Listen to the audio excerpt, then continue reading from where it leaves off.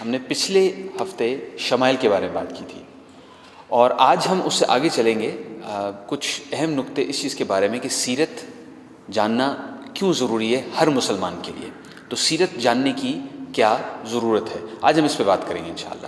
سب سے پہلے سیرت کہتے کس چیز کو ہیں؟ یہ سیرت لفظ کہاں سے آیا؟ ہمارے دین میں چونکہ اللہ تعالیٰ نے عربی زبان کا چناؤ کیا ہمارے دین کے نزول کے لیے، تو ہم عربی زبان میں اس لفظ کا کیا وزن ہے، کیا تفصیل ہے، کیا مطلب ہے، یہ سیکھنے کی سب سے پہلے کوشش کرتے ہیں.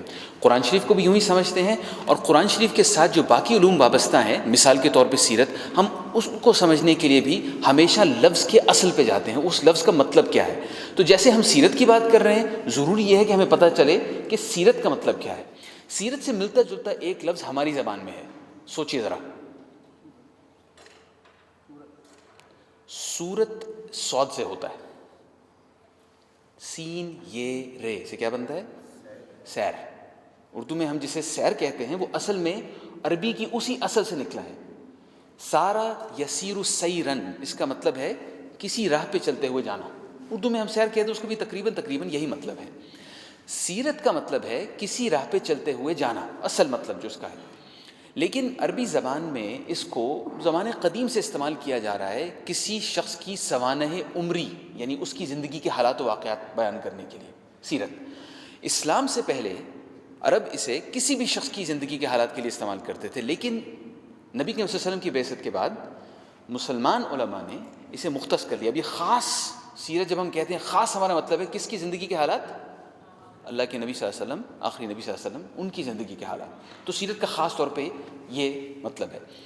ہم ان کی سیرت یعنی ان کے چلے ہوئے راستے پر ان سے پیچھے پیچھے چلنے کی کوشش کر رہے ہیں، یہ جاننے کے لیے کہ ان کی زندگی میں کیا ہوا تھا.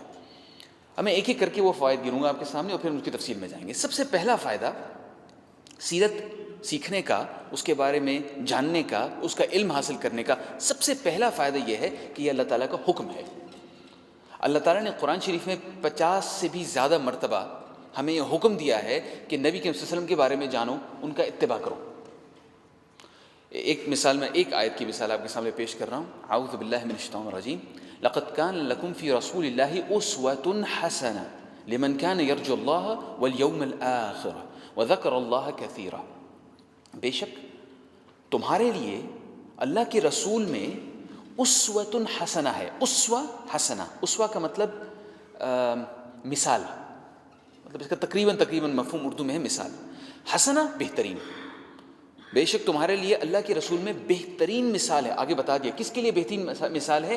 لمن کان یرجو اللہ، ہر اس شخص کے لیے جو اللہ تعالیٰ کی امید رکھتا ہے. والیوم الآخر، اور آخرت کے دن کے اندر کے بارے میں امید رکھتا ہے. وذکر اللہ کثیرا، اور اللہ تعالیٰ کا ذکر کرتا ہے بہت زیادہ. ہر اس شخص کے لیے اس کے اندر بہترین مثال ہے. زندگی کے آداب، مثال کے طور پہ بیٹھنا اٹھنا کیسے ہے، مثال کے طور پہ کھانا کیسے کھانا ہے، لباس کیسے تن کرنا ہے، اپنے آپ کو صاف کیسے رکھنا ہے. بے شمار زندگی میں چیزیں ہوتی ہیں جو کہ انسان اپنی اختراع سے کچھ سوچتا ہے کہ میں یہ کر لوں یا یہ کر لوں، لیکن اگر ہمیں نبی صلی اللہ علیہ وسلم کے بارے میں پتہ چلے گا کہ وہ کیسے کیا کرتے تھے تو ہمارے لیے ان کے اندر ایک بہترین مثال ہے. تیسری چیز رہبری یعنی لیڈر بننا. ہر مسلمان کے بارے میں نبی صلی اللہ علیہ وسلم نے یہ فرمایا تھا، کلکم راع وکلکم مسئول عن رعیتہ. اس کا مطلب ہے تم میں سے ہر شخص ایک مفہوم اس کا ہے، تم میں سے ہر شخص ایک لیڈر ہے. لفظ اصل میں چرواہا استعمال ہوا ہے وہاں پہ، اس کے پیچھے بھی ایک تفصیل ہے، وہ چرواہا اور لیڈر میں کیا تعلق ہے. لیکن تم میں سے ہر شخص ایک لیڈر ہے، کسی نہ کسی سطح پر ایک لیڈر ہے. چاہے ہو سکتا ہے صرف اپنے گھر کا لیڈر ہو، لیکن بہرحال اس کے اوپر رہبری کی ذمہ داری ہے. وَكُلُّكُمْ مَسْئُولٌ عَنْ رَعِيَّتِهِ، اور تم میں سے ہر شخص جواب دہ ہے اپنی رعایا کے لیے. تمہاری رعایا ہو سکتا ہے صرف تمہارے بچے ہوں، ہو سکتا ہے تمہاری رعایا صرف تم خود ہو. نبی کے یہ حدیث جو ہے آگے چلتی ہے، نبی کے نے خود اس کے تفصیل بھی دی ہے. کہنے کا مقصد یہ ہے کہ چونکہ رہبری کرنا ہم سب کے لیے اللہ تعالیٰ کا حکم ہے کہ کسی نہ کسی صورت میں کسی نہ کسی سطح پر ہم سب کو رہبری کرنی ہے. اس رہبری کرنے کے اصول ہمیں کہاں سے پتہ چلیں گے؟ کون ہمیں سکھائے؟ کیسے پتہ چلے گا کہ ایک اچھا مسلمان رہبر کیسے بنا جاتا ہے؟ نبی کریم صلی اللہ علیہ وسلم کی سیرت میں ہم یہ دیکھتے ہیں کہ وہ رہبری کیسے کیا کرتے تھے. چوتھی چیز، اپنے خاندان کے ساتھ تعلقات. نبی کریم صلی اللہ علیہ وسلم ایک باپ بھی تھے، ایک شوہر بھی تھے، اور ظاہری بات ہے ان کے اور رشتہ دار بھی تھے. وہ کسی کے کزن تھے، کسی کے مثال کے طور پہ بھتیجے تھے، اور ان سب کے ساتھ ان کے تعلقات اور معاملات ہوتے تھے. جب ہم سیرت پڑھتے ہیں تو ہمیں پتہ چلتا ہے وہ یہ تمام کام کیسے کیا کرتے تھے، اور اس سے ہمارے لیے بھی اپنی زندگی میں ہمیں وہ اسوہ حسنہ نظر آتی ہے کہ ہم وہ چیزیں کیسے کریں. آخری چیز جو میں جس کا ذکر کرنا چاہتا ہوں وہ ہے دوسروں سے تعلقات. خاندان کے علاوہ باہر دوسرے لوگوں سے تعلقات، ہمسایوں سے تعلقات کیسے رکھے جائیں. مثال کے طور پہ سڑک پہ چلتے ہوئے آپ جا رہے ہیں، آپ کو کوئی شخص نظر آئے، ہو سکتا ہے آپ اسے نہ جانتے ہوں، اس صورت میں آپ نے کیا کرنا ہے. ہمیں سیرت سے یہ سب کچھ بھی پتہ چلتا ہے. اور یہ اللہ تعالیٰ کی ایک سنت ہے، اللہ تعالیٰ کا ایک طریقہ ہے کہ وہ انسانوں کے پاس انسانوں میں سے کسی شخص کو پیغمبر بنا کے بھیجتا ہے. کیوں؟ سوچئے، اللہ تعالیٰ کی مرضی تھی. خود قرآن شریف میں فرماتے ہیں کہ اگر ہم چاہتے، اگر اللہ رب العزت چاہتے تو وہ فرشتے بھیج دیتے نا ہمارے پاس. فرشتے میں نظر آتے، یہ فرشتے ہیں، ان کو دیکھتے ہم اوپر ہیں، نور کی صورت میں ہیں، لوگ ویسے ہی دہشت زدہ ہو جاتے. لیکن اللہ تعالیٰ کہتے ہیں کہ پھر یہ تمہارے لیے ایک طریقہ بن جاتا کہنے کا، بھئی یہ تو فرشتے ہیں، ہم ان جیسے تو نہیں بن سکتے، اب ہم فرشتے تو نہیں ہیں، پھر تم یہ کہتے. اس لیے اللہ تعالیٰ نے انسانوں میں سے وہ لوگ بھیجے جو کھاتے پیتے بھی تھے، جو بازاروں میں بھی نظر آیا کرتے تھے، جو شادیاں بھی کرتے تھے، ان کے بچے بھی ہوتے تھے، تاکہ ہم ان کی طرف دیکھیں اور کہیں کہ یہ ہمارے جیسے ہیں، ہمارے لیے یہ کرنا بہرحال ممکن ہے. تو یہ ہے اسوہ حسنہ. اللہ تعالیٰ نے ہمیں حکم دیا ہے کہ اس اسوہ حسنہ، اس بہترین مثال کے بارے میں جانو اور پھر اس پر عمل کرنے کی کوشش کرو، ان جیسا بننے کی کوشش کرو. ہر مسلمان ان جیسا بننے کی کوشش کرے، اور اس کوشش کے اللہ میاں نمبر دیتے ہیں. اس کوشش سے اللہ تعالیٰ کی خوشنودی حاصل ہوتی ہے. یہ پہلا نقطہ ہے، اللہ کا حکم ہے. دوسرا فائدہ سیرت کا، سیرت نبی کریم صلی اللہ علیہ وسلم سے محبت بڑھانے کا اولین ذریعہ ہے. نبی کریم صلی اللہ علیہ وسلم محبت کرنا ایمان کی شرط ہے. لیکن وہ محبت کیسے پیدا ہوگی اور کیسے بڑھے گی جب ہم کچھ جانتے ہی نہیں اللہ کے نبی صلی اللہ علیہ وسلم کے بارے میں، ہمیں کچھ پتہ ہی نہیں. ہمیں اور بے شمار اپنے جو دنیاوی معاملات ہیں ان کے بارے میں چیزیں پتہ کرنی پڑتی ہیں، اور ہم پتہ کرتے ہیں، محنت کرتے ہیں، جستجو کرتے ہیں، پتہ چل جاتا ہے. اسی طریقے سے اگر ہم نبی کے وسلم کے بارے میں جاننا چاہیں گے، کوشش کریں گے، انشاءاللہ ہمیں پتہ چل جائے گا. سیرت سے ہمیں نبی کے وسلم کے بارے میں پتہ چلتا ہے تو ہمارے دل میں ان کے لیے محبت بڑھتی ہے. وہ واحد شخص ایسا ہے جو اللہ تعالیٰ نے بھیجا، جس کے بارے میں جتنا زیادہ جانیں اتنی زیادہ ان سے محبت ہوتی ہے. یقین مانیں، میں عمر کے جس حصے میں پہنچ چکا ہوں، میں کئی لوگوں کو جان چکا ہوں، آپ بھی جان چکے ہوں گے، اور آہستہ آہستہ کسی بھی شخص کے بارے میں آپ کو زیادہ پتہ چلتا ہے تو اس سے دوری بھی پیدا ہو جاتی ہے، کیونکہ اس کی کوتاہیاں، کمیوں کا پتہ چلتا ہے. لیکن اللہ کے نبی صلی اللہ علیہ وسلم اتنے منفرد ہیں، ان کے بارے میں جتنا زیادہ جانیں گے اتنی محبت بڑھتی ہے، اور جتنی زیادہ محبت بڑھتی ہے اتنا زیادہ جاننے کا دل چاہتا ہے.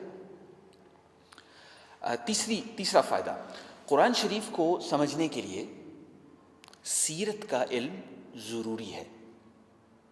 قرآن شریف کا علم حاصل کرنا ہر مسلمان کے لیے ضروری ہے، اور قرآن شریف کو سمجھنے کے لیے یہ آپ کو ضروری ہے آپ کے لیے کہ آپ کو پتہ ہو کہ کون سی آیت کس سیاق و سباق میں نازل ہوئی تھی، کیا ہو رہا تھا. مثال کے طور پہ میں نے دو یہاں پہ مثالیں دی ہوئی ہیں. ایک مثال ہے اعوذ باللہ من الشیطان الرجیم، والضحى واللیل اذا سجى ما ودعك ربك وما قلى. اس کا مفہوم کچھ یوں ہے، والضحى، ضحیٰ کسے کہتے ہیں؟ صبح کا وہ وقت جس وقت پو پھٹ رہی ہوتی ہے، ضحیٰ، بالکل جو شفق، جو صبح کا وقت ہوتا ہے، والضحى واللیل اذا سجى، اور رات جب وہ ڈھانپ لے. میں لفظی ترجمہ نہیں بتا رہا، میں مفہوم بتا رہا ہوں. ما ودعك ربك وما قلى، اللہ تعالیٰ نے تمہیں اکیلا نہیں چھوڑا. اب یہ قرآن شریف کی آیت ہے، اس کا کیا مفہوم ہے ہمیں کیا پتہ. لیکن اگر ہمیں سیرت کے بارے میں پتہ ہوگا کہ یہ کن اوقات میں یہ آیات نازل ہوئی تھی، حقیقت اس کی یہ ہے کہ نبی صلی اللہ علیہ وسلم ان دنوں میں بہت پریشانی کی حالت میں تھے، وہی رکی ہوئی تھی، انہیں سمجھ نہیں آ رہی تھی کہ میں کیا کروں. وہ انتظار کر رہے تھے وہی کا، اور وہی نہیں آ رہی تھی. ان کے دل میں خیال پیدا ہو رہا تھا کہ میں بالکل تنہا رہ گیا ہوں. اس وقت آیت نازل ہوئی، والضحى. اب سوچئے، پریشانی کی حالت میں ہے، اور اللہ تعالیٰ دن کے ایسے وقت کا ذکر کر رہے ہیں جس وقت سب سے زیادہ امید ہوتی ہے، نیا دن پیدا ہو رہا ہے. والضحى واللیل اذا سجى ما ودعك ربك وما قلى، اللہ تعالیٰ نے تمہیں تنہا نہیں چھوڑا. دوسری مثال ہے اليوم اکملت لکم دینکم واتممت علیکم نعمتی ورضیت لکم الاسلام دینا. آج اللہ تعالیٰ فرماتے ہیں آج میں نے تمہارے لیے تمہارا دین مکمل کر دیا، وَأَتْمَمْتُ عَلَيْكُمْ نِعْمَتِي، اور تمہارے اوپر اپنی نعمت تمام کر دی، وَرَضِيتُ لَكُمُ الْإِسْلَامَ دِينًا، یعنی تم لوگوں کے لیے میں نے اسلام کو دین کے طور پہ راضی ہو گیا، میں تمہارے لیے اس دین کے اسلام سے راضی ہو گیا۔ تو اس کا ہمیں مطلب کیا پتہ چلے گا؟ جب تک ہم سیرت کے بارے میں جانیں گے ہمیں پتہ چلے گا اچھا جناب یہ آیات نازل ہوئی تھی حجۃ الوداع کے موقع پر، بالکل آخری دنوں میں، نبی کے وسلم کے آخری دن تھے، ان دنوں میں آیات نازل ہوئی تھی۔ اچھا جب ہمیں یہ سمجھ آئے گی کہ یہ سیاق و سباق تھا تو پھر آیت کا مفہوم بھی پتہ چلے گا۔ تو یہ ہو گیا دوسرا فائدہ، سیرت کے بارے میں جاننے سے ہم قرآن شریف کو سمجھ سکیں گے۔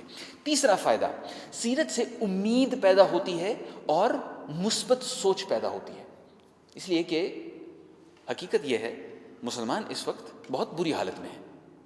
آپ جب اخبار اٹھائیں آپ کا دل روئے گا، وہ اس لیے روئے گا کیونکہ آپ کے دل میں ایمان ہے، اور نبی کے نے فرمایا کہ مسلمان ایک جسم کی طرح ہے، اس کے ایک حصے میں کوئی خرابی ہو تو باقی حصہ اس کا درد محسوس کرتا ہے، تو ہم روز وہ درد محسوس کرتے ہیں، وہ درد محسوس کر کے کئی دفعہ ہم بے چین ہو جاتے ہیں، مایوسی بھی ہو سکتا ہے آ جاتی ہو۔ سیرت سے امید پیدا ہوتی ہے، کیونکہ سوچئے سیرت کس شخص کے واقعات ہیں؟ اس شخص کے جس کے پاس کچھ بھی نہیں تھا، دنیا میں اس کے علاوہ کوئی مسلمان نہیں تھا، وہ اکیلا شروع ہوا تھا، اللہ میاں نے اسے حکم دیا، وہ اتنا ڈر گیا کہ وہ واپس آیا اپنے گھر والوں کے پاس، کہا مجھے کمبل اڑا دو، یہ اتنی بڑی ذمہ داری میرے اوپر آ گئی ہے، میں تو کچھ نہیں کر سکتا۔ قرآن شریف میں اللہ تعالیٰ نبی کے وسلم کو مخاطب کر کے فرما رہے ہیں اعوذ باللہ من الشیطان الرجیم وَكُلًّا نَقُصُّ عَلَيْكَ مِنْ أَنْبَاءِ الرُّسُلِ مَا نُثَبِّتُ بِهِ فُؤَادَكَ، اور یہ جو تمہیں اللہ تعالیٰ نبی کے وسلم کو فرما رہے ہیں اور تمہیں نبیوں کے قصے یا خبریں میں جو بتا رہا ہوں اللہ تعالیٰ جو دے رہے ہیں، یہ اس لیے تاکہ تمہارے دل کو مضبوط کرے، یعنی اللہ کے نبی صلی اللہ علیہ وسلم کو ان سے پچھلے گزرے ہوئے انبیاء کے قصے اس لیے بتائے جا رہے تھے تاکہ ان کا دل مضبوط ہو جائے۔ تو اب سوچیے ہمارے پاس ظاہری بات ہے وہ قصے تو ہیں قرآن شریف میں، لیکن ہمارے پاس اب اللہ کے نبی صلی اللہ علیہ وسلم کا اپنا قصہ بھی ہے، اور اس سے ہمارے دل مضبوط ہوں گے۔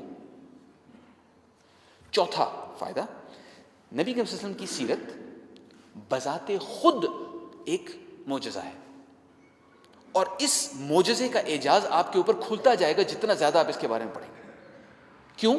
دو تین چیزیں آپ کے سامنے میں پیش کرتا ہوں۔ سب سے پہلے نبی کے وسلم ایک وحشی قوم کے پاس بھیجے گئے تھے، عرب اس سے پہلے کچھ بھی نہیں تھے، کچھ نہیں تھا ان کے پاس سوائے ان کی زبان کے جو اللہ تعالیٰ کے حکم سے ان کے پاس تھی، اپنی زبان میں وہ ماہر تھے، اس کے علاوہ کچھ بھی نہیں تھے۔ ہمیں ابھی ہم جب سیرت کے واقعات دیکھیں ہمیں پتہ چلے گا کہ دوسری قومیں ان کو کس کم تر انداز میں دیکھا کرتی تھی، ذلیل سمجھتے تھے ان کو۔ اس وحشی قوم میں اللہ تعالیٰ نے ایک شخص کو بھیجا جس نے بہت تھوڑے سے عرصے میں اس وحشی قوم سے بت پرستی کا خاتمہ کر دیا، اور وہ قوم اس کے بعد اتنی تبدیل ہو گئی کہ 23-24 سال کے عرصے میں اس نے فارس اور روم جو اس زمانے کی بڑی بڑی سپر پاورز تھیں ان کو ہرا دیا، اسلام پھیلنا شروع ہو گیا، 100 سال کے عرصے میں اسلام پوری دنیا کے کونے کونے میں پھیل گیا۔ تاریخ کا کوئی بھی طالب علم ان واقعات کو دیکھ کر تعجب کیے بغیر نہیں رہ سکتا، چاہے وہ مسلمان نہ بھی ہو، کیونکہ تاریخ میں اس کی کوئی اور مثال نہیں ہے، ایسے واقعات کبھی بھی نہیں ہوئے۔ نبی کے وسلم کی زندگی بذات خود ایک معجزہ ہے، اور پھر ظاہری بات ہے ان کی اپنی نبی کے وسلم کے بارے میں جب ہم جانتے ہیں کہ ان کو کتنی آفر کی گئی کہ آپ یہ پیغام چھوڑ دیں اور ہم آپ کو یہ دیتے ہیں اور یہ دیتے ہیں اور یہ دیتے ہیں، اور کوئی بھی عام شخص ہوتا اس پر اتنا پریشر ہوتا ہے، اتنی تکلیف دی جا رہی ہوتی، وہ پھسل جاتا۔ لیکن نبی کے وسلم آخر تک تن من دھن سب کچھ قربان کر کے لگے رہے۔ تو جو بھی کوئی سنجیدہ شخص اس چیز کے بارے میں سوچے اسے نظر آئے گا کہ یہ حقیقت ہے۔ اچھا، چوتھا فائدہ، سیرت میں امت کی نشات ثانیہ کے لیے اشارے ہیں۔ آج کل ہمارے حالات اچھے نہیں ہیں، لیکن وہ حالات کیسے ٹھیک ہوں گے؟ ہمیں نبی کے وسلم کی زندگی سے اس بارے میں بہت سارا کچھ پتہ چلے گا۔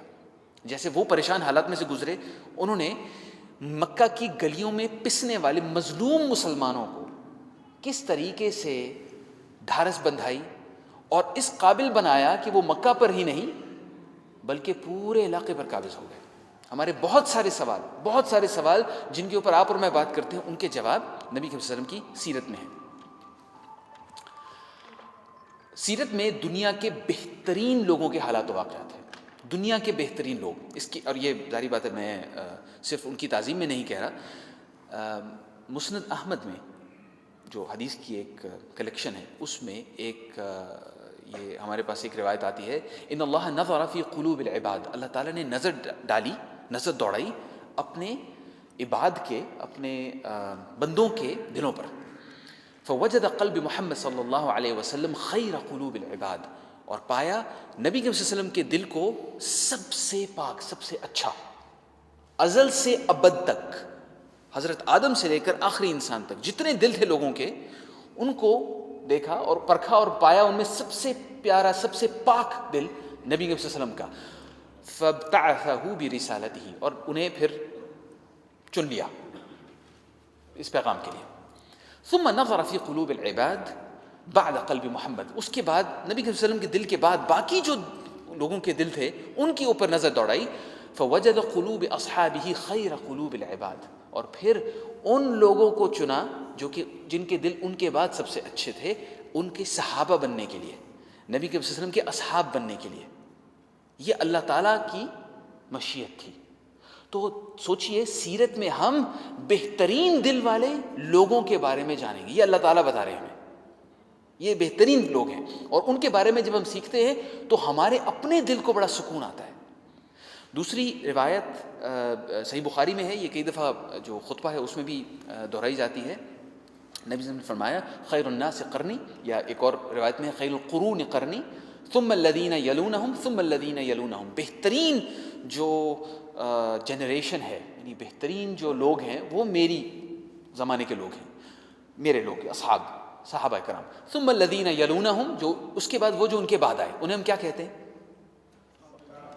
تابعین کہتے ہیں. ثم الذین یلونہم یعنی تیسری جنریشن، ان کو ہم کیا کہتے ہیں؟ تبع تابعین کہتے ہیں. یہ سیرت میں ہم ان میں سے جو بہترین ہیں نبی کے صلی اللہ علیہ وسلم اور ان کے صحابہ، ان کے واقعات کے بارے میں سیکھیں گے. اچھا، اب آخری فائدہ جس کا میں ذکر کرنا چاہتا ہوں، سیرت سے ہم نبی کے صلی اللہ علیہ وسلم کا دفاع کرنے کے قابل ہوں گے. ہر چند دنوں کے بعد کسی نے کوئی کارٹون بنایا ہوتا ہے، وہ کارٹون بناتے ہیں، یہاں پہ لوگ اپنے ایک دوسرے بھائی بندوں کی گاڑیاں جلا دیتے ہیں، دکانیں توڑ دیتے ہیں. اس کے بعد وہ ان کو پتہ چل جاتا ہے کہ اچھا ابھی ان کے اندر تھوڑا سا دم خم ہے، پھر وہ چپ ہو جاتے ہیں. پھر کچھ عرصے کے بعد ایک اور کارٹون آ جاتا ہے. تو ہم ان کا جواب دینے کے قابل نہیں ہوتے، کیونکہ ہم میں سے بیشتر لوگوں کو بہرحال نہیں پتہ نبی کے صلی اللہ علیہ وسلم کی تفصیل کیا ہے. میں آپ کو ایک مثال دیتا ہوں.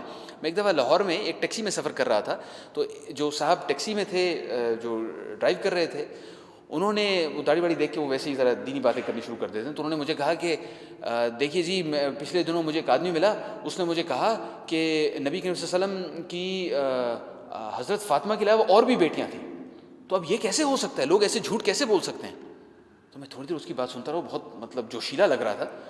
تو میں نے بڑے پیار سے اسے کہنے کی کوشش کی، ویسے ان کے نبی صلی اللہ علیہ وسلم کی اور بیٹیاں بھی تھیں، اور مطلب چند ایک بیٹے بھی تھے جو فوت ہو گئے تھے، لیکن تھے تو. وہ شخص مجھ سے جھگڑنا شروع ہو گیا اس کے بعد، کہ جیسے میں نے کوئی بڑی بدعت والی کوئی بات کہہ دی ہے. خیر میں چپ ہو گیا.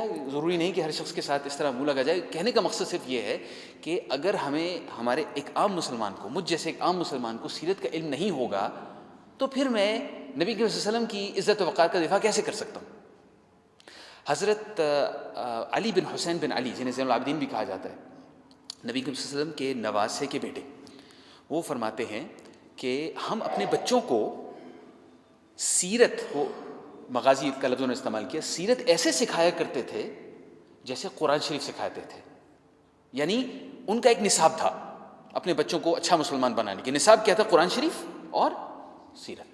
کیونکہ قرآن شریف سے سیرت کو سمجھنے میں مدد ملتی ہے نبی صلی اللہ علیہ وسلم کو، اور سیرت سے قرآن شریف کو سمجھنے میں مدد ملتی ہے. تو یہ چند ایک فوائد ہیں جن کی وجہ سے ہم سیرت کا علم جاننا ہمارے لیے ضروری ہے. اچھا، اب سیرت ہمیں ملتی کیسے ہے؟ ہمیں کیسے پتہ چلتا ہے؟ یا ہمارے پاس کون سے ذرائع ہیں؟ آج یہ 1435 ہے ہجری، 1435-36 ہجری ہے، 1438 ہجری، اچھا 1437 ہجری. اس سال میں 1400 سال گزر چکے ہیں. مجھے کس نے بتایا کہ نبی کے وسلم کی زندگی میں کیا ہوا؟ ہمیں کیسے پتہ چلتا ہے؟ یہ ہمارے پاس کیا ثبوت ہے؟ اور یاد رکھیے، اسلام میں ہم ہر بات دلیل پہ کرتے ہیں. ہمارے پاس ثبوت ہونا چاہیے. جس نے کچھ کہا اس کا ثبوت ہونا چاہیے. تو ہمارے پاس کہاں سے آتے ہیں؟ سیرت کا سب سے بڑا ذریعہ کیا ہے؟ کون سا سب سے اہم ذریعہ ہے جہاں سے ہمیں پتہ چلتا ہے کہ نبی کی زندگی کے حالات واقعات کیا ہیں؟ حدیث ہے، لیکن سب سے پہلا قرآن شریف ہے، سب سے پہلا ہے قرآن، اس کے بعد آتا ہے حدیث. اور میں اس کی وجہ آپ کو بتاتا ہوں ایک منٹ. سب سے پہلے مجھے مکمل کرنے دیجئے تمام ذرائع، اس کے بعد پھر ہم انشاءاللہ اس کی تفصیل دیتے ہیں قرآن شریف کیوں سب سے اولین ہے، اس کے بعد احادیث. تیسرا ہے مغازی. مغازی جو لفظ ہے یہاں پہ استعمال ہوا ہوا، مغازی سیرت کا پرانا نام ہے.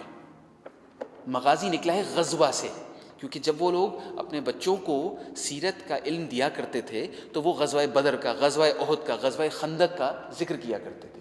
ان غزوات کے ذکر کو مغازی کہتے تھے، چونکہ وہ ذرا نمایاں تھی اس لیے اس علم کا نام مغازی رکھا گیا. اور پھر آہستہ آہستہ علماء نے جب اس کا نام استعمال کرنا شروع کیا تو وہ سیرت ہو گیا مغازی. تو مغازی کے اوپر کچھ کتابیں ہیں، میں بھی آتا ہوں اس کے اوپر. اس کے بعد شمائل، اس کے بارے میں ہم نے پچھلے ہفتے بات کی تھی، نبی کے وسلم کا حلیہ مبارک، ان کے دوسروں کے ساتھ تعلقات کیسے تھے. اس کے بعد دلائل.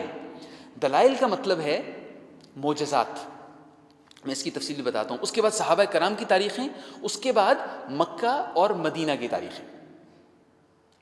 ان سے ہمیں پتہ چلتا ہے کہ نبی کریم کی زندگی میں کیا ہوا. یہ تمام ذرائع ہیں، ان سے پھر ہم اخذ کرتے ہیں کہ سیرت میں کیا ہوا. سب سے پہلے قرآن شریف، میں نے سب سے پہلے قرآن کا ذکر کیا تو اس کی تفصیل میں جاتے ہیں.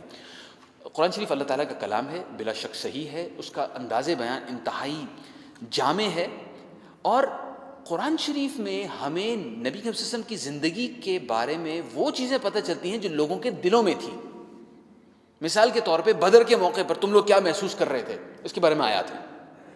اب یہ لوگ دلوں میں کیا محسوس کر رہے تھے یہ کسی اور روایت سے نہیں آ سکتا، اللہ تعالیٰ نے قرآن شریف میں نازل کیا، ہمیں وہ تفصیل پتہ چلتی ہے. یا جو منافقین تھے ان کے ذہنوں میں کیا چل رہا تھا، یہ تمام چیزیں ہمیں قرآن شریف سے پتہ چلتی ہیں. اللہ تعالیٰ نے خود فرما دیا. اس کی چند ایک مثالیں میں نے یہاں پہ ذکر کی ہیں. تو یہ سب سے پہلا ہے قرآن. سورۃ المجادلہ، بالکل بے شمار مثالیں قرآن شریف میں، بے شمار مثالیں.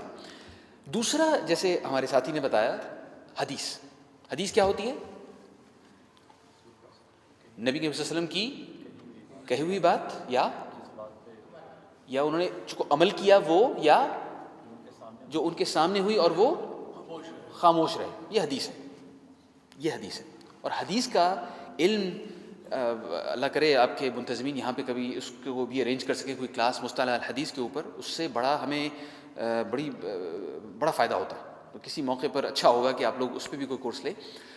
حدیث یا الحدیث جسے عربی میں کہتے ہیں، اس کی بے شمار کتابیں ہیں، وہ کلیکشنز ہیں حدیث کی. اور ان میں سے جو سب سے مستند کلیکشنز ہیں ان کو الکتب الستہ کہا جاتا ہے. 6 کتابیں، وہ 6 کتابیں، ان کے نام میں نے یہاں پہ ذکر کیے ہیں: صحیح بخاری، صحیح مسلم، سنن نسائی، سنن ابی داؤد، یہ ٹائپو ہے، سنن ابی داؤد ہونا چاہیے، سنن ترمذی اور سنن ابن ماجہ. یہ الکتب الستہ، جنہیں کچھ لوگ غلطی سے صحاح ستہ بھی کہتے ہیں. تو یہ وہ 6 کتابیں ہیں جو کہ سب سے زیادہ مستند ہیں. ان کے اندر ہمیں حدیث سے پتہ چلتا ہے نبی کی زندگی میں کیا واقعہ تھا. اگر آپ سوچیں، اگر کوئی ایک حدیث اٹھائی جائے تو وہ کیا نبی صلی اللہ علیہ وسلم کی اپنی زندگی کی ایک چھوٹی سی تصویر نہیں ہے؟ انہوں نے کسی موقع پر کچھ کہا یا کسی کو کچھ کرتے ہوئے دیکھا، تو یہ سیرت ہی ہے. جتنا زیادہ ہمیں ان کے بارے میں پتہ چلے گا حدیث سے، وہ ہمیں سیرت کے بارے میں ایک فہم دے دے گا. تو یہ دوسرا ذریعہ ہو گیا. ان کتنے ذرائع گنوائے ہیں ابھی تک؟ القرآن اور دوسرا حدیث. اب ہم تیسرے پہ آتے ہیں. میں نے اس میں لفظ مغازی استعمال کیا ہوا ہے. مغازی، ابھی میں نے آپ کو اس کا مفہوم بتایا. مغازی نبی صلی اللہ علیہ وسلم کی غزوات کے واقعات. اس کی تھوڑی سی ہم تفصیل دیکھتے ہیں. نبی صلی اللہ علیہ وسلم نے ہجرت کی، وہ سال بن گیا 0 ہجری. نبی صلی اللہ علیہ وسلم کی وفات کس سال میں ہوئی؟ ان کی عمر 63 سال تھی اور 11 ہجری میں نبی صلی اللہ علیہ وسلم کی وفات ہوئی. 11 سال کے بعد نبی صلی اللہ علیہ وسلم کی وفات کے بعد ان کے صحابہ موجود رہے. مطلب کچھ صحابہ تھے وہ کافی بعد تک 60-70 ہجری تک وہ لوگ زندہ رہے. ان کے صحابہ کے بچے آئے جو کہ علماء تھے اپنے زمانے کے. قاسم بن محمد بن ابی بکر مثال کے طور پہ، میں نے یہاں پہ ذکر کیا ہوا ہے عروہ بن زبیر، ابان بن عثمان بن عفان، یہ حضرت عثمان بن عفان کے بیٹے تھے. عروہ بن زبیر زبیر بن العوام کے بیٹے تھے. یہ صحابہ آئے اور جو یہ اپنے زمانے کے علماء تھے. انہوں نے اپنے والدین سے، اپنے چچاؤں سے، اپنے والدین کے جاننے والوں سے بہت کچھ سیکھا ہوا تھا نبی کے وسلم کی زندگی کے بارے میں. جو عروہ بن زبیر ہیں یہ حضرت عائشہ رضی اللہ تعالیٰ عنہا کے بھانجے تھے، حضرت اسما کے بیٹے تھے. بھانجے ہونے کی وجہ سے محرم تھے. اب محرم کا مطلب یہ ہے کہ عام لوگ تو ان کو ایکسیس نہیں ہے، وہ نہیں جا سکتے حضرت عائشہ کے پاس، لیکن یہ اپنی خالہ کے گھر کسی وقت بھی جا سکتے تھے، اور انہیں بڑا شوق تھا سیرت کا سیکھنے کا. یہ ان کے پاس جا کے بیٹھے رہتے تھے، سیکھتے رہتے تھے، اور اس کے بعد پھر آگے دوسروں کو سکھاتے تھے. تو یہ جو صحابہ کے بچے تھے، انہوں نے اپنے والدین سے سیکھ کر پھر آگے سیرت کا علم ٹرانسفر کیا. ان کے بعد ایک بڑے زبردست بلند پائے کے ایک عالم آئے جو تابعین میں سے تھے، جن کا نام تھا ابن شہاب الزہری. انہوں نے وہ تمام جو مختلف واقعات بیان کیے جا رہے تھے ان کو کمپائل کرنا شروع کر دیا، ایک جگہ اکٹھا کرنا شروع کر دیا. اس کے بعد آئے ابن اسحاق، جو کہ انہی ابن شہاب کے زمانے میں تھے. ان کی پیدائش ہوئی تقریباً 85 ہجری میں. جو میں نے یہاں پہ نمبر لکھے ہوئے ہیں یہ ان کی وفات کا وقت ہے. ہمیں ان کی پیدائش کے بارے میں پتہ نہیں ہوتا کہ خاص کس وقت ہوئی تھی. تقریباً 85 ہجری میں ان کی پیدائش ہوئی تھی. بہت ممکن ہے کہ انہوں نے اپنی زندگی میں کچھ صحابہ کو بھی اپنی آنکھوں سے دیکھا ہو، لیکن کم از کم تابعین کو دیکھا تھا. انہوں نے کیا کیا کہ وہ جتنے بھی حالات و واقعات جن کا ذکر ہو رہا تھا، انہوں نے اسناد کے ساتھ ان کا ذکر کرنا شروع کر دیا. اسناد کیا ہوتی ہیں؟ سند کی جمع ہے اسناد. سند یعنی ایک سرٹیفکیٹ کو کہتے ہیں، اور ایک واقعے کا سرٹیفکیٹ اسلام میں یہ ہوتا ہے کہ یہ واقعہ آپ کے پاس کہاں سے پہنچا. مجھے عظمت صاحب نے بتایا، عظمت صاحب کو نظر صاحب نے بتایا، انہیں بیال صاحب نے بتایا. اب علماء کے لیے یہ ممکن ہو گیا کہ وہ دیکھیں کہ کامران کو پہلے دیکھا جائے کہ بھئی اس شخص کو کیا اس پر اعتماد کیا جا سکتا ہے، جھوٹ تو نہیں بولتا، سچا آدمی ہے. پہلی بات، بھولتا تو نہیں ہے، اتنا بھلکڑ تو نہیں ہے. یہ میرے بارے میں سارا جاننے کے بعد پھر عظمت صاحب کے بارے میں جانیں گے، اس کے بعد وہ نظر صاحب کے بارے میں جانیں گے، اس کے بعد بلال صاحب کے بارے میں جانیں گے، اور پھر کہیں گے جو بلال نے دیکھا ٹھیک ہے، ہم اس پہ یقین کر سکتے ہیں. اتنی کیا کہتے ہیں ٹائٹ، اتنی مطلب باریکی سے یہ معلوم کرنا کہ واقعی ہمارے پاس یہ جو خبر پہنچی ہے یہ صحیح ہے یا نہیں. یہ ہے اسناد. احادیث کی اسناد ہوتی ہیں اور سیرت کے واقعات کی بھی اسناد ہوتی ہیں. ابن اسحاق، کتنے آپ میں سے کتنے لوگ ہیں جنہوں نے ابن اسحاق کا نام اس سے پہلے سن رکھا تھا؟ ابن اسحاق چند ایک ہاتھ اٹھیں. ابن اسحاق، ان کا پورا نام تھا محمد بن اسحاق. محمد بن اسحاق. انہوں نے یہ تمام کے تمام سیرت کے واقعات ایک جگہ پہ قلم بند کر دیے، ایک کتاب کی صورت پہ. اس زمانے میں کتابیں ہاتھ سے لکھی جاتی تھیں، صرف پرنٹنگ وغیرہ نہیں ہوتی تھی. تو انہوں نے جب وہ کتاب لکھی تو وہ 11 یا 12 جلدوں کی صورت میں تھی. اس میں بہت زیادہ تفصیل تھی. جس شخص نے بھی وہ کتاب اپنے پاس نقل کرنی ہوتی تھی، کاپی کرنی ہوتی تھی، اس کو وہ کتاب ہاتھ سے پوری لکھنی پڑتی تھی. اب 12 جلدیں لکھنا بڑا مشکل کام ہے. تو ان کے کچھ عرصے کے بعد ان کے ایک شاگرد کے شاگرد تھے جن کا نام ہے عبد الملک ابن ہشام، جو سب سے آخر میں آپ کو نام نظر آ رہا ہے. عبد الملک بن ہشام، انہوں نے ابن اسحاق کی کتاب اٹھائی، اس میں سے وہ تمام چیزیں نکالنی شروع کر دیں جو ان کے مطابق ضروری نہیں تھی. مثال کے طور پہ ابن اسحاق نے حضرت آدم سے لے کر نبی صلی اللہ علیہ وسلم تک تمام تاریخ لکھی ہوئی تھی. انہوں نے کہا بھائی ہمیں سیرت میں اس کی ضرورت فی الحال نہیں ہے، اس کے بغیر کام چل سکتا ہے.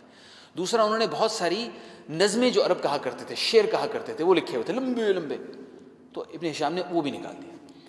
تو اس کے بعد جو کتاب رہے گی وہ 3 جلدوں میں ہے، اور وہ اب تک ہے ہمارے پاس، اب تک ہے. انشاءاللہ مجھے موقع ملا اگلی دفعہ میں آپ کو لا کے دکھاؤں گا. 3 جلدوں میں ابن ہشام مل جاتی ہے. تو ابن ہشام اس کے بعد ہمارے پاس ایک مستند ذریعہ موجود ہے، اور بعد کی جتنی بھی سیرت لکھی گئی وہ ان سے لے کے لکھی گئی.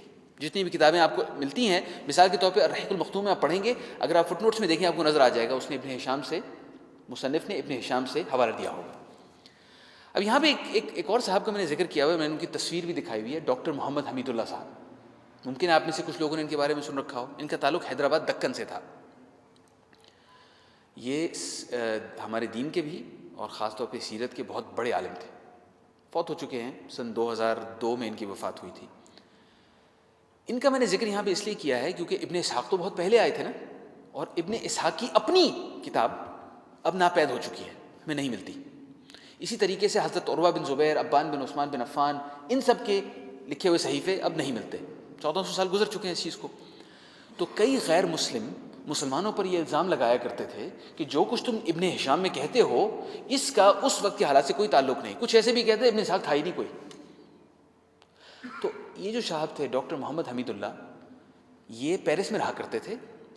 ریسرچر تھے، اسلام کے دین کے، ہمارے دین کے ریسرچر تھے، غیر مسلموں میں رہتے ہوئے ریسرچ کیا کرتے تھے، اور پچھلی 2-3 صدیوں میں مسلمانوں کے علاقوں سے بہت سارے قرآن شریف کے نسخے، بہت سارے احادیث کے نسخے جو کہ اس زمانے کے تھے، وہ یا خرید لیے گئے یا جب پہلی جنگ عظیم ہوئی تو زبردستی لے لیے گئے، اور وہ سب اب جرمنی، فرانس، برطانیہ کے میوزیمز میں ملتے ہیں، ابھی بھی جا کے آپ دیکھ سکتے ہیں ان کے میوزیمز میں پرانے نسخے۔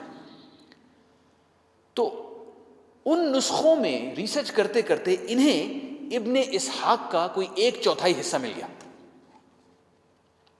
تو جتنے الزام لگانے والے تھے انہوں نے ان کے سامنے وہ نسخہ اٹھایا، دکھایا، اور ایک طرف وہ رکھا، دوسری طرف ابن ہشام کو رکھا، ہو بہو وہی بات ہے، 1400 سال پرانا نسخہ اور جو کتاب ہمارے پاس آج کل ہے، ان دونوں میں کوئی تبدیلی نہیں ہوئی۔ اس سے انہوں نے ثبوت دیا کہ آپ اپنا منہ بند کر لیجئے، ہمارے پاس ثبوت ہے۔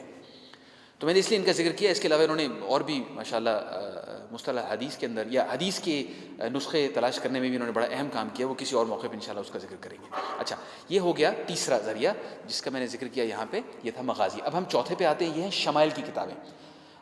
سن 200 ہجری سے تقریباً سن 150 سے 200 ہجری تک علماء نے نبی کے وسلم کے شمائل پر، یعنی ان کی، جیسے ہم نے پچھلے ہفتے بات کی تھی، شمائل، ان کی خصوصیات کے بارے میں کتابیں لکھنی شروع کر دی تھی۔ 3-4 کا میں نے یہاں پہ ذکر کیا ہوا ہے، ان میں سے خاص جو ایک کتاب بہت مشہور ہے شمائل کے نام سے، وہ کون سی ہے؟ شمائل الترمذی، شمائل الترمذی، جو یہاں پر آپ کو سب سے آخر میں نظر آ رہی ہے، الشمائل النبویہ والخصائص المصطفویہ للحافظ الترمذی۔ تو یہ چوتھی چیز ہو گئی۔ اس کے بارے میں چونکہ ہم بات کر چکے ہیں، میں اسے اسکپ کر کے آگے جا رہا ہوں۔ اگلا ذریعہ ہے دلائل النبوہ، نبی کے وسلم کی معجزات، ان کے اوپر کتابیں۔ علماء نے یہ کتابیں لکھنی شروع کی، اس کے پیچھے بڑے دلچسپ واقعات ہیں۔ وہ یہ کہ اسلام سے پہلے جو قومیں تھیں جن کو اللہ تعالیٰ نے پیغام دیا تھا، وہ کون سے تھے؟ عیسائی اور یہودی۔ اس سے پہلے والے جو تھے ان کے پاس صحف نہیں رہے، ان کی کتابیں جو تھیں وہ نہیں رہیں، لیکن جن کے پاس کتابیں تھیں ان کو نبی کے وسلم کے بارے میں بہت کچھ بتایا گیا تھا۔ ان کی مہر نبوت کے بارے میں مثال کے طور پہ بتایا گیا تھا۔ یہ بتایا گیا تھا کہ وہ مثال کے طور پہ تحفہ قبول کر لیں گے لیکن خیرات قبول نہیں کریں گے۔ وہ اس طرح کی بہت ساری چیزیں ان کے بارے میں بتائی گئی۔ تو جب اس بارے میں قرآن شریف کی آیت ہے، الذین آتیناہم الکتاب، وہ لوگ جنہیں کتاب دی گئی، اہل کتاب، یعرفونہ، اس نبی کو جانتے ہیں، کما یعرفون ابناءہم، جیسے وہ اپنے بچوں کو جانتے ہیں۔ وَإِنَّ فَرِيقًا مِّنْهُمْ لَيَكْتُمُونَ الْحَقَّ، اور ان میں سے چند ایک لوگ ہیں جو سچی بات جو ان کی اپنی کتابوں میں لکھی ہوتی ہیں اسے چھپا دیتے ہیں، یعنی ان کی اپنی کتابوں میں وہ دلائل موجود ہیں اور وہ اس کو چھپا دیتے ہیں۔ وَهُمْ يَعْلَمُونَ، جانتے بوجھتے ہوئے۔ تو دلائل النبوہ وہ کتابیں ہیں جن میں نبی کے وسلم کی معجزات کا ذکر کیا گیا ہے کہ اہل کتاب یہ دیکھو، تمہارے پاس ان کا ذکر ہے، مان جاؤ، ہم تمہارا بھلا چاہتے ہیں، ہمیں کیا فائدہ ہوگا، تم مسلمان ہو جاؤ گے، تم جہنم کی آگ سے بچ جاؤ گے۔ دلائل النبوہ یہ دلائل کی کتابیں ہیں۔ اس کے بعد صحابہ کرام کی تاریخیں، یعنی جو لوگ نبی کے وسلم کے ساتھ اللہ تعالیٰ نے چن لیے، جو ان کے ساتھ موجود تھے۔ میں نے چندے کا ذکر کیا، وہ خلفائے راشدین، حضرت ابو بکر، عمر، علی، عثمان رضی اللہ عنہما اجمعین، اس کے علاوہ 10 مبشرہ، ان کے علاوہ اور بھی صحابہ تھے، ان کی زندگی کے حالات و واقعات کا ذکر کیا گیا ہے۔ اب وہ ذکر ہمارے پاس موجود ہے، وہ تاریخیں ہمارے پاس موجود ہیں، ان سے ہمیں پتہ چلتا ہے کہ ٹھیک ہے، نبی کے وسلم کے خاص ان کی موجودگی میں یہ واقعات ہو رہے تھے، یہ تو سیرت ہے، لیکن ان کے ارد گرد جو صحابہ تھے ان کے ساتھ بھی یہ واقعات ہو رہے تھے، ان سے بھی ہمیں اشارے ملتے ہیں۔ مستقبل میں کبھی موقع ملا تو انشاءاللہ ہم ان کی تفصیل میں بھی جائیں گے۔ سب سے آخری ذریعہ ہے مکہ اور مدینہ کی تواریخ، مکہ کی تاریخ، مدینہ کی تاریخ۔ سوچئے ذرا، نبی کے وسلم کی غیر موجودگی میں مکہ اور مدینہ کیا تھے؟ کچھ بھی نہیں۔ اللہ تعالیٰ نے انہیں چنا ہوا تھا، لیکن ان کو تو اصل میں مقدس ہماری نبی کے وسلم کی سیرت نے کیا ہے۔ تو مکہ کی جب تاریخ لکھی جاتی ہے اس میں سب سے نمایاں کردار نبی کے وسلم کا ہوتا ہے۔ مدینہ کی جب تاریخ لکھی جاتی ہے اس میں بھی سب سے نمایاں کردار نبی کے وسلم کا ہوتا ہے، اور ان کے بارے میں بہت سارے حالات و واقعات ذکر کیے جاتے ہیں کہ بھئی ان کے آنے سے پہلے کیا ہو رہا تھا، جب وہ تشریف لا رہے تھے مدینہ میں، ان کے آنے سے پہلے کیا ہو رہا تھا، جب نبی کے وسلم مکہ چھوڑ کے طائف چلے گئے تو ان کی غیر موجودگی میں کیا ہوا۔ ان سے بھی ہمیں بڑا کچھ پتہ چلتا ہے کہ ان کی سیرت میں کیا کیا کچھ ہو رہا تھا. یہ کچھ ذرائع ہیں سیرت کے, کچھ عربی میں لفظ استعمال ہوتا ہے منبع, اردو میں بھی ہم کہتے ہیں منبع, کسی چیز کا اصل ذریعہ. ان سے ہمیں سیرت کا علم حاصل ہوتا ہے. اب میں آپ سے بات کرنا چاہتا ہوں عربوں کے بارے میں کہ عرب ہیں کون لوگ جن کے پاس نبی کریم صلی اللہ علیہ وسلم کو بھیجا گیا. یہ کون لوگ ہیں, کہاں سے آئے تھے؟ سب سے پہلے ہم جزیرۃ العرب کی ایک شکل دیکھتے ہیں. اس وقت جو آپ کو جزیرۃ العرب نظر آ رہا ہے, آج کل جو اگر آپ نقشے پہ دیکھیں تو اس پہ آپ کو کئی ممالک نظر آئیں گے, لیکن اصل میں ہم جب جزیرہ کہتے ہیں, جزیرۃ العرب, اس سے مطلب ہے یہ وہ زمین کا نکلا ہوا حصہ جس کے دونوں طرف سمندر ہے, انگریزی میں پیننسولا, یہ جزیرۃ العرب ہے. اس جزیرۃ العرب کے شمال کے علاقے میں ہے, اوپر کا جو علاقہ ہے, یہاں پہ ہے عراق اور شام. شمال کے علاقے میں عراق اور شام, جنوب کے علاقے میں ہے یمن, اور درمیانی علاقے میں ہے نجد, اور جو بالکل اس کا تھوڑا سا مغرب کی طرف علاقہ جا رہا ہے درمیان میں, اس کو ہم کہتے ہیں حجاز. مکہ اور مدینہ کہاں پر ہیں ان سب میں سے؟ حجاز میں. یہ لفظ آپ کو اچھا ہوگا کہ آپ ذہن نشین کر لیں ان کے بارے میں کہ حجاز کیا ہے, کہاں پر ہے, نجد کہاں پر ہے, یمن کہاں پر ہے, یہ شام اور عراق کہاں پر ہے, کیونکہ سیرت کے اندر ان سب کا ذکر آتا ہے. اور اگر آپ کو تھوڑا سا محل وقوع پتہ ہو کہ یہ چیزیں کہاں کہاں پر ہیں, یہ علاقے کہاں کہاں ہیں, تو انشاءاللہ آپ کو فائدہ ہوگا. یہ جزیرۃ العرب ہے. اس جزیرۃ العرب میں سن 3-4 5,000 سال قبل مسیح سے لوگ آباد تھے. ان کو ہم آج سب کو عرب ہی کہتے ہیں, لیکن وہ عرب اور جو آج کے عرب ہیں ان میں بڑا فرق ہے. یہ وہ عرب لوگ نہیں ہیں جو اس زمانے میں یہاں پہ رہا کرتے تھے. ہر علاقے میں ایسا ہوتا ہے, جس علاقے میں اس وقت میں اور آپ بیٹھے ہوئے ہیں, ان میں آج سے 2-3 ہزار سال پہلے کچھ اور لوگ رہتے تھے. ہمارے آباء و اجداد کا ان سے کوئی تعلق بھی نہیں تھا. لیکن عرب میں جو لوگ رہتے تھے, چونکہ وہ جزیرۃ العرب میں تھے, تو ہم انہیں عرب ہی کہتے ہیں. اب وہ کون لوگ تھے؟ ہمیں قرآن شریف میں ان میں سے کم از کم 3 کے بارے میں پتہ چلتا ہے. کم از کم 3, اور بھی بے شمار ہیں, 3-4 بلکہ, ان کے بارے میں پتہ چلتا ہے. چند ایک کا نام مجھے بتائیے, کون سے عرب تھے جو قدیم زمانے میں یہاں پہ رہتے تھے, نبی کے سلسلے بہت پہلے, قرآن میں ان کا ذکر ہے. حضرت ابراہیم علیہ السلام, ایکچولی وہ عرب بھی نہیں تھے اور عرب میں رہتے بھی نہیں تھے, لیکن ابھی ہم ان پر آتے ہیں. اور بتائیے کوئی مسلمان نہ بھی ہوں تو. قوم صالح, ثمود, قوم سمود جسے ہم اردو میں کہتے ہیں, اور قوم عاد. قوم عاد اور قوم سمود, ان کا ذکر بھی ہمارے پاس آتا ہے اور ہمیں ان کے آثار قدیمہ بھی ملتے ہیں. یہ عاد اور سمود کون تھے؟ ہمیں جو کچھ قرآن شریف ان کے بارے میں بتاتا ہے, یا جو کچھ ہمیں اللہ کے نبی صلی اللہ علیہ وسلم نے بتایا, یہ تو ہمیں پتہ ہے, لیکن ان کے علاوہ ہمیں صرف یہ اس قسم کے آثار ملتے ہیں. انہوں نے چٹانوں میں اپنے گھر تراشے ہوئے تھے.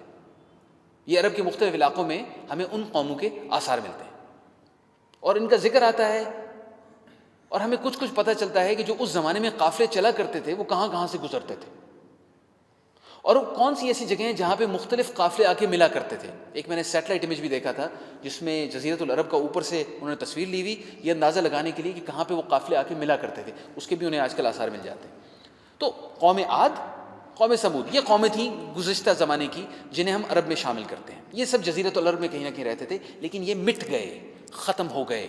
موجودہ عرب سے ان کا تعلق, یا بیشتر لوگوں کا تعلق نہیں. اگر ان میں سے کوئی بچے بھی تو وہ کئی لوگوں میں گھل مل گئے. ان کا ہم عربی میں ان کا ایک نام ہے, انہیں ہم کہتے ہیں العرب البائدہ. العرب البائدہ, مٹ گئے ہوئے عرب, صفحہ ہستی سے مٹ گئے ہوئے عرب, عاد اور سمود. دوسری طرف جو باقی عرب ہیں انہیں ہم کہتے ہیں العرب الباقیہ, اردو میں باقی, جو لوگ باقی رہ گئے. یہ وہ عرب ہیں جو نبی کریم صلی اللہ علیہ وسلم کے زمانے میں وہاں پر موجود تھے. اب عرب الباقیہ میں بھی 2 شاخیں آگے. ایک شاخ ہے جسے کہتے ہیں العرب العاربہ. میں اس وقت میں تھوڑی سی ٹیکنیکل چیزیں آپ سے ذکر کر رہا ہوں, انشاءاللہ ان کا فائدہ آپ کو ہوگا اس وقت جب ہم نبی کریم صلی اللہ علیہ وسلم کا دوسرے قبیلوں کے ساتھ میل جول دیکھیں گے. آپ کو تب پتہ چلے گا اس کا مطلب کیا تھا. اور العرب العاربہ وہ لوگ ہیں, حضرت نوح علیہ السلام کے 3 بیٹے بتائے جاتے ہیں. ایک کا نام تھا حام, دوسرے کا نام تھا سام, تیسرے کا نام تھا یافث. حام کے بارے میں کہا جاتا ہے کہ وہ افریقی جو ہمارے بھائی ہیں ان کے والد تھے۔ یافت کے بارے میں کہا جاتا ہے کہ یہ جو کوکیشنز، یعنی جو کوکیشنز اور ترک، جنہیں ہم آج کل یورپین کہتے ہیں یا ایرانی کہتے ہیں یا بیشتر پاکستانی یا ہندی، ان لوگوں کے باپ تھے، یا ترک ان کے باپ تھے، یا پھر کہا جاتا ہے اس طرح۔ اور تیسرے تھے سام۔ سام عربوں کے اور عبرانی لوگوں کے، عبرانی لوگ یہودی، ان کے باپ تھے۔ ابھی تک سمجھ آ رہی ہے؟ صحیح؟ تو حام، سام اور یافت میں سے میں نے یہاں پہ صرف آپ کو سام دکھائے ہوئے ہیں، سام، باقی ان کا چونکہ ہماری اس موضوع سے تعلق نہیں ہے۔ سام کو انگریزی میں شیم کہتے ہیں، یا سیمیٹک پیپل، سیمائٹ، عربی میں اسے سامی کہتے ہیں، اردو میں بھی ہم سامی کہتے ہیں۔ تو یہ جو سام تھے، ان سے پھر حضرت ابراہیم بھی آئے، اور ایک اور شخص آئے جس کا حضرت ابراہیم سے کوئی تعلق نہیں تھا، نسلوں میں آیا، اس کا نام تھا قحطان۔ قحطان کو کہا جاتا ہے یہ تمام عربوں کا باپ ہے۔ قحطان کا بیٹا تھا جس کے نام پر عربوں کا نام رکھا گیا، اس کے بیٹے کا نام تھا یعرب، یہ عین رے بے، یعرب۔ قحطان کا بیٹا یعرب، اس کے نام پہ سارے عربوں کا نام رکھا گیا۔ اور عرب کہتے ہیں کہ عربی زبان شروع ہوئی تھی ان لوگوں سے کہیں، یعرب وغیرہ سے، اسی لیے اسے عربی کہتے ہیں۔ دوسری طرف حضرت ابراہیم، جو کہ عربی نہیں تھے لیکن سام کی نسل میں سے تھے، حضرت ابراہیم کے بیٹے تھے، صاحبزادے تھے حضرت اسماعیل۔ حضرت اسماعیل کو اللہ تعالیٰ کے حکم سے حضرت ابراہیم لے کر گئے اس علاقے میں، بواد غیر ذی زرع، قرآن شریف میں اللہ تعالیٰ فرماتے ہیں ایک ایسی وادی میں جہاں کچھ نہیں اگتا تھا۔ اب یہ آئے تھے شام سے، فلسطین سے، جہاں پہ فصلیں ہوتی ہیں، کھیت شیت ہوتے ہیں، وہاں سے اپنی اہلیہ کو اور بیٹے کو یہ چھوڑ کے گئے مکہ میں۔ نہ وہاں پہ کعبہ تھا، نہ وہاں کوئی لوگ رہتے تھے، صحرا تھا، ایک ٹیلا سا تھا، اور وہ ٹیلا اللہ تعالیٰ کا گھر ہے حضرت آدم کے زمانے سے، لیکن ان کے زمانے میں وہ مٹی مٹی ہو چکا تھا۔ تو وہاں پہ گئے، چھوڑ گئے، حضرت حاجر نے مڑ کے دیکھا، یہ واقعہ ہم دیکھیں گے انشاءاللہ مستقبل میں کسی وقت کہ کہاں جا رہے ہیں، اللہ کے حکم سے چھوڑ کے جا رہے ہیں، اچھا چلے ٹھیک ہے، اللہ کے حکم سے چھوڑ تو گئے، کچھ دن میں توشہ ختم ہو گیا، کھانا پینا ختم ہو گیا، اب وہ انتظار کر رہی تھی۔ اسی دوران میں پھر زمزم کا واقعہ ہوا، جس کی تفصیل ہم بعد میں دیکھیں گے انشاءاللہ۔ تو زمزم کے واقعے کے بعد اس علاقے سے قحطانی عربوں کا ایک قافلہ گزر رہا تھا، اس قبیلے کا نام تھا جرہم۔ اس سے پہلے حضرت اسماعیل کا عربوں سے کوئی تعلق نہیں ہے، حضرت اسماعیل چھوٹے سے بچے ہیں، لیکن عربوں کا ایک قافلہ وہاں سے گزر رہا تھا۔ اس قافلے نے دیکھا پرندے کہاں پہ، یہاں پانی ہوگا، وہ وہاں پہ آ گیا۔ انہوں نے دیکھا بھی یہاں تو ایک خاتون بیٹھی ہے، اور پھر ان سے ان کی بات چیت ہوئی، اور وہیں پہ وہ لوگ بس گئے کہ یہاں پہ پانی ہے، وہ لوگ بس گئے۔ وہ بس گئے وہاں پہ، حضرت اسماعیل نے ان کے ساتھ رہتے ہوئے عربی زبان سیکھی۔ عربی زبان سیکھنے سے حضرت اسماعیل عرب ہو گئے، کیونکہ نبی کے کا فرمان ہے من یتکلم عربیہ فہو عرب، جو عربی زبان بولتا ہے وہ عرب ہے۔ اور یہ اسلامی اصول ہے، جو شخص جو زبان بولتا ہے ہم اس کو اس کے اندر کنسیڈر کر لیتے ہیں۔ تو حضرت اسماعیل عرب ہو گئے۔ اگر آپ میں سے کوئی اسٹوڈنٹ بہت زیادہ زیادہ سیکھنا چاہتے ہیں تو میں ایک اور آپ کو اس میں اصطلاح بتاتا ہوں کہ جو عرب ہو گئے ان کو کہتے ہیں مستعرب، العرب المستعربہ۔ میں نے جان بوجھ کے یہاں پہ نہیں لکھا تھا، میم سین تے عین رے بے تا مربوطہ، یہ ہے مستعربہ، العرب المستعربہ۔ یہ وہ لوگ جو عرب ہو گئے۔ اب یہ عرب ہو گئے، یہ عرب ہو گئے تو کچھ عرصے کے بعد ان کی نسلوں میں ایک شخص آئے جس کا نام تھا عدنان۔ وہ کوئی بڑا ہی زبردست آدمی تھا، اس کے بارے میں ہمارے پاس بڑی تفصیل ہے۔ قحطان کے بارے میں کچھ نہیں جانتے، وہ کوئی زمانے قدیم میں کوئی آدمی تھا، یہ پتہ ہے اس کا نام قحطان تھا، اور کچھ نہیں پتہ۔ لیکن عدنان کے بارے میں بہت کچھ پتہ ہے، وہ کیا تھا، کس زمانے میں رہا، کیا کیا اس نے۔ یہ نبی صلی اللہ علیہ وسلم کے آباء و اجداد میں سے ایک ہے عدنان۔ تو عدنان کی اولاد کو کہا جاتا ہے عدنانی عرب، اور قحطان کی اولاد کو کہا جاتا ہے قحطانی عرب۔ نبی کے صلی اللہ علیہ وسلم کی اپنی زندگی میں جب قبیلے ان سے ملنے کے لیے آتے تھے اور وہ اسلام ان کے سامنے پیش کرتے تھے تو ہمیشہ یہ سوال اٹھتا تھا کہ ہمارے پاس جو پیغام آ رہا ہے یہ عدنانی عربوں کی طرف سے ہے یا قحطانی عربوں کی طرف سے، اور اس کا بھی بہت زیادہ اثر ہوتا تھا۔ جو اسماعیلی عرب تھے، عدنانی عرب، ان کی ایک خاص عزت تھی، اور جو عربی زبان کا لہجہ وہ بولتے تھے وہ عربی زبان کا لہجہ باقی تمام لہجوں سے بہتر، زیادہ اجود، زیادہ بہتر کنسیڈر کیا جاتا تھا۔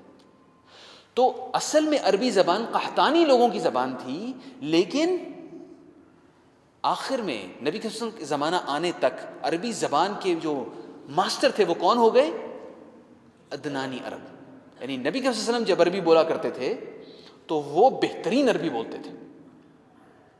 یہاں تک سب کلیئر ہو گیا؟ اچھا، آخری چیز میں بتانا چاہتا ہوں کہ عدنان سے آئے تھے قریش، یعنی نبی کے وسلم انہی میں سے تھے، اور قحطان میں سے آئے تھے. میں آپ کو چند ایک نام بتاتا ہوں، ہو سکتا ہے آپ نے نام سنے ہو. سبا کا نام سنا ہو آپ نے؟ سبا، ملکہ سبا، ملکہ سبا، یہ قحطانی عرب تھے. آپ نے آل غسان کا نام سنا ہوا ہے؟ آل غسان یہ شام کے رہنے والے لوگ تھے جو کہ عیسائی ہو گئے تھے، یہ عیسائی عرب تھے، یہ بھی قحطانی عرب تھے. آپ نے ممکن ہے حمیر کا نام سنا ہو، یہ بھی قحطانی تھے. اوس اور خزرج کا نام سنا ہوگا مدینہ میں، اوس اور خزرج یہ بھی قحطانی عرب تھے. اب یہ وہ قحطانی عرب ہیں، اور دوسری طرف قریش ہیں جو عدنانی عرب ہیں. یہ اور میں واضح چاہتا ہوں کہ مجھے تھوڑی سی ٹیکنیکل تفصیل آج بتانی پڑی، لیکن یہ شروع میں بتانا ضروری ہے، کیونکہ اس کے بعد جب حالات و واقعات آئیں گے، اگر آپ کو ان کے بارے میں پتہ ہوگا، ان ناموں کا تھوڑا بہت بھی اگر آپ کو آئیڈیا ہوگا، تو انشاءاللہ مستقبل میں آپ کا فہم بہت بڑھ جائے گا. آپ کو گہرائی سے پتہ چلنا شروع ہو جائے گا کہ فلاں واقعہ اگر ہو رہا ہے تو کیوں ہو رہا ہے، کوئی شخص اگر ایسے بات کر رہا ہے تو کیوں کر رہا ہے، کوئی شخص آسانی سے مان لیتا ہے یا مشکل سے مانتا ہے تو کیوں. جو جھوٹے نبی آئے نبی کے وسلم کی زندگی کے اختتام کے قریب، وہ کیوں اٹھے؟ اس میں بھی قبیلوں کا تعلق ہے کہ ان کے قبیلے کے جھوٹے، یا ہمارے قبیلے کا جھوٹا نبی صحیح ہے، ان کے قبیلے کا سچا نبی میں نہیں مانتا. اس طرح کی باتیں بھی لوگوں نے کی. تو اس کے لیے یہ پس منظر جاننا ضروری تھا. ہم اس پر ہی یہیں پر انشاءاللہ اختتام کرتے ہیں.